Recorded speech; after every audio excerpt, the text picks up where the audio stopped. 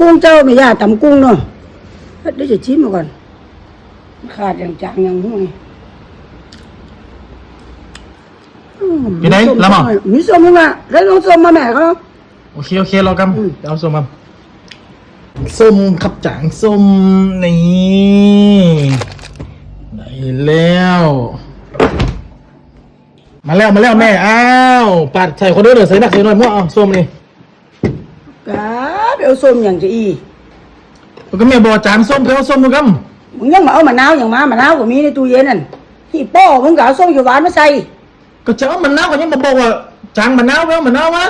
เมื่อกี้ให้ว่าจางส้ม กระจางส้มน่ะมันบ่ส้มก็คือส้มมะนาวนะกา โอ้ตามใจเด้ออันกี้ให้ว่าจางส้ม หวาน ให้ว่าจางส้มเป็นเอาส้มมาให้อยู่ยังไม่ไหวอีแฮม เอาไอ้นี่น่ะ บอกว่าได้กี่จางส้ม